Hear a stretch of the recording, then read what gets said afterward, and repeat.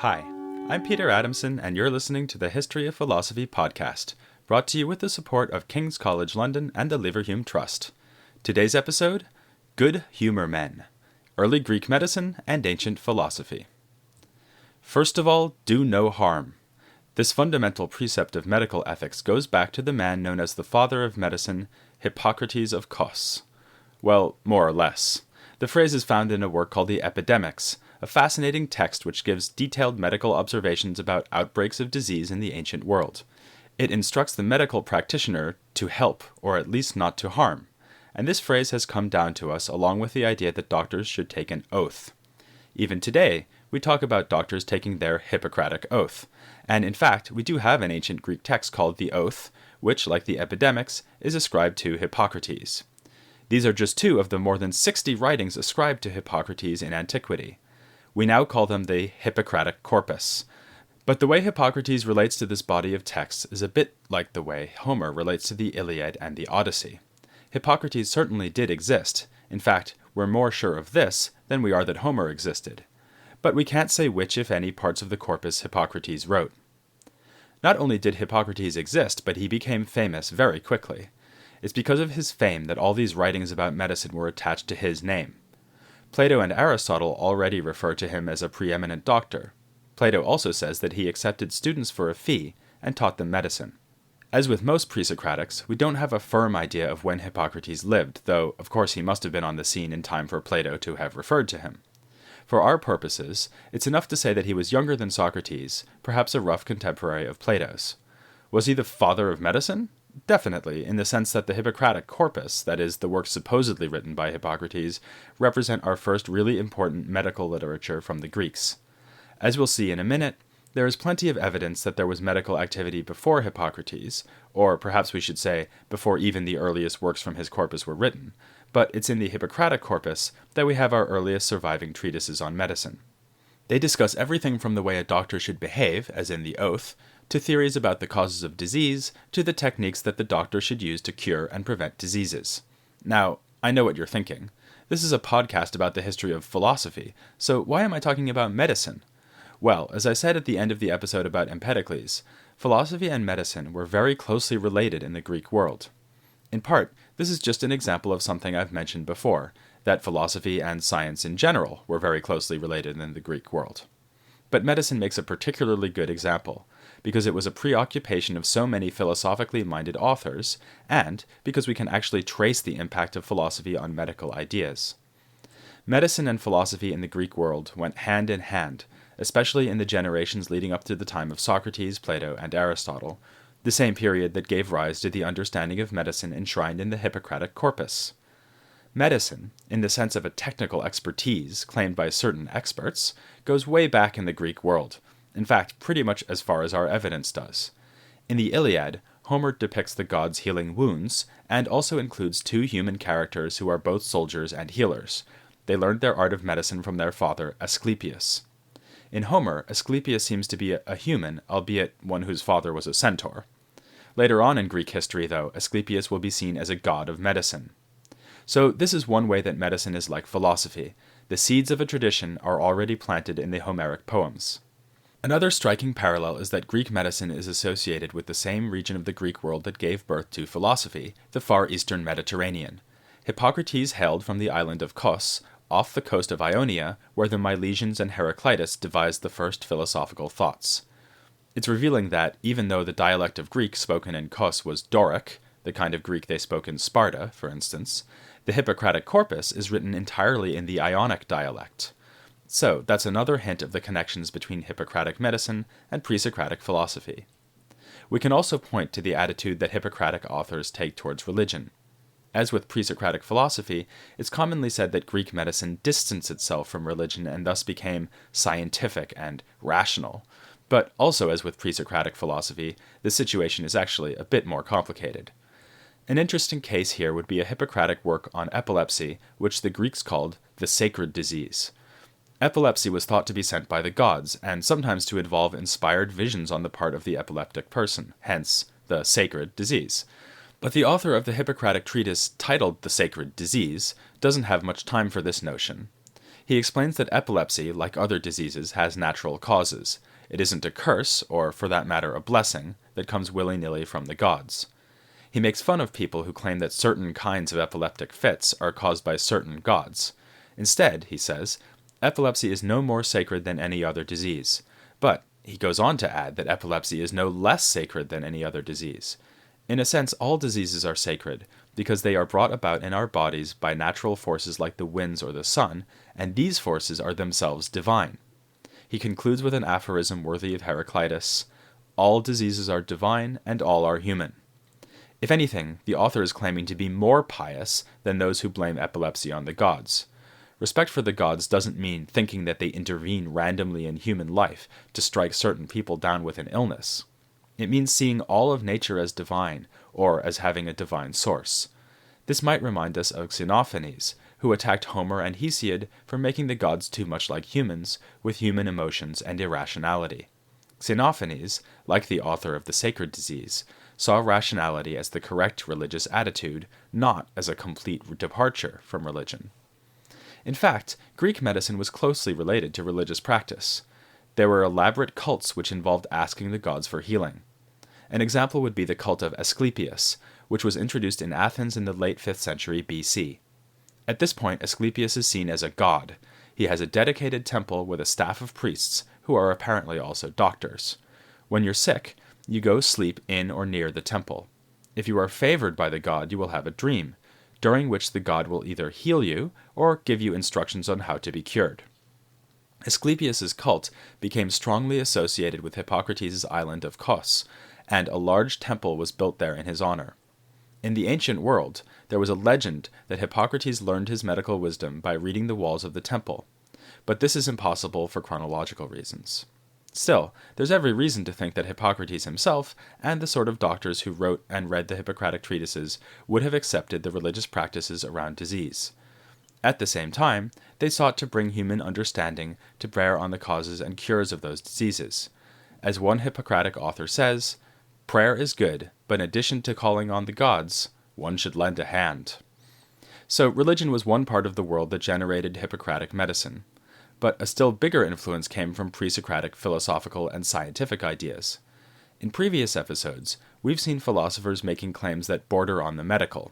For instance, Heraclitus saying that drunkenness relates to being moist, or Anaxagoras explaining nutrition with his theory of universal mixture. Remember how your body is restored by cheese because there's bone and flesh in the cheese? But for medicine in the proper sense, Empedocles was the most important of the famous pre-Socratics. He claimed that wherever he went, people asked him to cure them, and also that he had knowledge of drugs. These medical interests are borne out by other fragments. I mentioned last time that for Empedocles, everything is made up of the 4 elements: air, earth, fire, and water. I also mentioned that he gave an analysis of bone, as well as a detailed description of the structure of the eye. In both cases, he explains how these body parts arise out of the 4 elements, and for Empedocles, blood and flesh are made of nearly equal proportions of the 4 elements. That makes blood and flesh something like an ideal physical stuff from Empedocles' point of view. The medical application for this idea is obvious. If you're sick, it's because your proportions are out of whack. We find another thinker, the much more obscure Philistion of Locri, making precisely this point.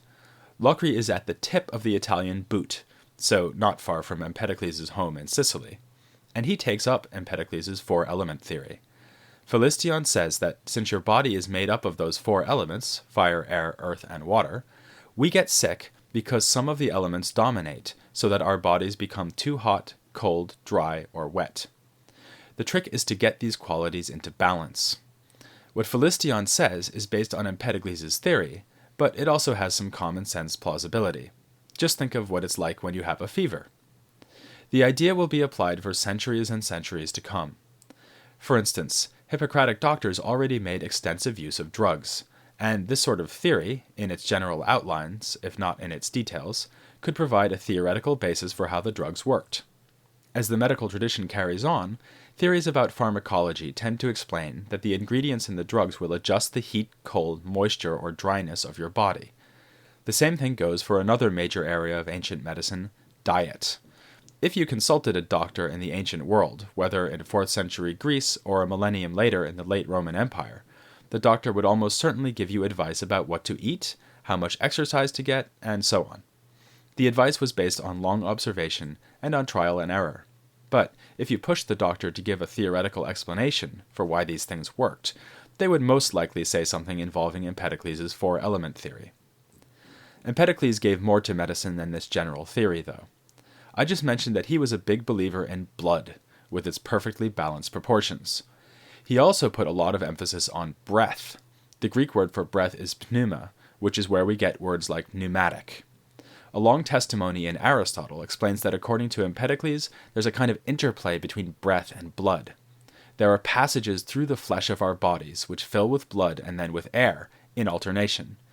To judge from other authors like Philistion, the point of this was apparently that taking in air keeps the innate heat of our bodies more moderate. Again, it's all about proportion and balance. Another pre-Socratic philosopher who was fascinated by breath was Diogenes of Apollonia. He isn't going to quite rate his own episode. Even ancient authors tended to see him as somewhat derivative of other thinkers. His big thing was the principle of air, which seems to be a throwback to good old Anaximenes, the Milesian philosopher we looked at way back in episode 2. Diogenes was more influenced by Anaxagoras than Empedocles, and identified his airy principle with the cosmic mind of Anaxagoras. Air is an intelligent principle flooding the universe, and it becomes the other elements when it changes in density. As a proof of this, he points to the fact that the intelligent beings of the cosmos, namely we humans and other animals, live by taking in air as we breathe. Dying is, quite literally, running out of breath, and being intelligent is basically a matter of having more air in your physical makeup, so that he explains the fact that plants can't think in terms of their not taking in and retaining air. Again, there are medical, or at least anatomical, applications. For instance, he has a theory of reproduction, which I'll describe delicately, since this is a family podcast. The basic idea is that the human seed produced by men is blood, which has been thinned and made foamy by mixing with, you guessed it, air. He even made observations about the network of blood vessels, which were supposed to support this theory. Diogenes was not a major thinker, but his idea that there is a close association between life and breath or pneuma is almost irresistible, at least once someone else has thought of it. After all, it can't be a coincidence that living people breathe and dead ones don't, right? Many later thinkers will go further and say that the soul itself is made of some kind of breath, which pervades the body and perhaps even circulates through what we now know to be blood vessels or nerves. These theories will get quite sophisticated. For instance, the 2nd century AD doctor, Galen, the most important figure in the entire history of medicine, distinguished several different types of pneuma which animate the body. I'm not saying we should try to trace all this directly back to Diogenes of Apollonia or to Anaximenes, but certainly the foundations of the idea were laid by the Pre-Socratics. Now, these sorts of theoretical considerations were certainly not the main concern of the authors of the Hippocratic corpus. The treatises cover a range of issues, from medical ethics to drugs, gynecology, you name it. One text called On Ancient Medicine actually defends what it considers to be traditional medicine against these newfangled theories, which invoke hot, dry, cold, and wet. In fact, the author of On Ancient Medicine refers explicitly to Empedocles. Instead of these simplistic theories, the Hippocratic author says, we must follow the teachings of the medical tradition, which are gleaned from long and careful experience. Medicine is a large and complex body of knowledge, which is especially required in order to prescribe the correct diet for each patient. The author thus anticipates arguments in the late ancient world, where we will find Galen criticizing rival schools for saying that medicine is easy and simple to learn on the basis of a few theoretical principles. To quote another famous Hippocratic saying, life is short, but the art is long. And yet, the Hippocratic corpus does recognize certain theoretical principles. Of course, given that the various Hippocratic treatises aren't all by the same person, the theoretical basis can change from one text to another. But something we find in a lot of the Hippocratic material is that idea that what makes our bodies healthy is the same thing that preserves the cosmos as a whole, balance and proportion. In particular, the Hippocratics talk about the well-balanced proportion of bodily humors, meaning the various fluids in the body. You may well have heard of the 4 humors: blood, phlegm, yellow bile, and black bile. The parallel with the 4 elements of Empedocles is not a coincidence, and the humors could likewise be associated with the elemental properties, heat, cold, and so on. This version of the 4 humor theory was in the process of developing at the time the Hippocratic corpus was produced. So we don't find the corpus consistently referring to these as the canonical four humors. But we do often find the idea of keeping the humors in balance, that is, whichever humors are recognized in a given treatise. The humors are already starting to be associated with specific diseases. The best example is melancholy. The word melancholy comes from the Greek words for black and bile. The meanings of the English words sanguine and phlegmatic also refer to humors recognized by ancient and medieval thinkers. Sanguine is an allusion to blood, and phlegmatic to, well, phlegm. The fact that these English words refer to personality traits and not diseases shows that the tradition extended the humoral theory to explain not just disease, but a wide range of human behavior. Some of the notorious practices we associate with medieval medicine, like bloodletting, can also be explained as an attempt to restore balance to the body by draining out one humor that has become excessive. Hippocratic doctors did practice bloodletting as well as cupping, which is where you make a small incision and place a heated glass over it. When the glass cools, this creates negative pressure inside the glass, which draws out the blood. But the Hippocratic authors caution us to use such techniques sparingly. In general, they show an admirable reluctance to engage in what we would now call invasive procedures. They knew that their art had serious limits.